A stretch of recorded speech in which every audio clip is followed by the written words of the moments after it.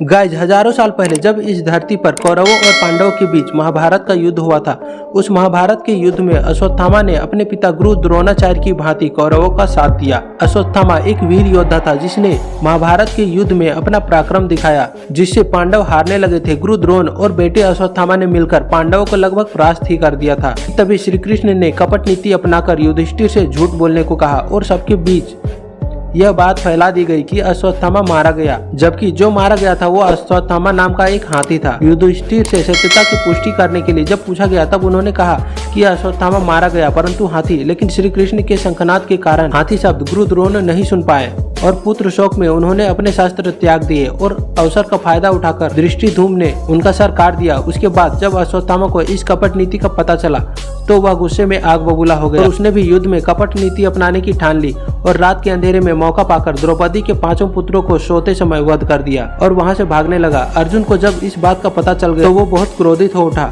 जब अर्जुन क्रोध में आकर अश्वत्थामा का पीछा करने लगा तो अश्वत्थामा ने खुद को बचाने के लिए अर्जुन पर ब्रह्मास्त्र छोड़ दिया। अश्वत्थामा ब्रह्मास्त्र छोड़ना तो जानता था लेकिन लौटाना नहीं। इसके लिए इसे रोकने के लिए अश्वत्थामा ने ब्रह्मास्त्र को अभिमन्यु की पत्नी उत्तरा के गर्भ की ओर मोड़ दिया। इस घटना को देखकर अबोध बालक और स्त्री की हत्या को अधर्म बताते हुए श्री कृष्ण ने क्रोध में आकर अश्वत्थामा के माथे पर लगा मणि निकाल लिया और कलयुग के अंत तक उन्हें पृथ्वी पर भटकने का श्राप दे दिया। मणि निकल जाने से अश्वत्थामा की सारी शक्तियां चली गई और कहा जाता है कि तब से लेकर अब तक अश्वत्थामा के माथे से लगातार खून बह रहा है। उसके शरीर पर महाभारत के युद्ध के घाव है और अभी तक भरे नहीं है। न जाने अश्वत्थामा ने कितने ही कष्ट सहे और कितने ही कष्ट सहने अभी बाकी है और तब से लेकर आज तक अश्वत्थामा उस भयंकर श्राप से मुक्ति नहीं पा सके हैं और अभी तक इस धरती पर भटक रहे हैं।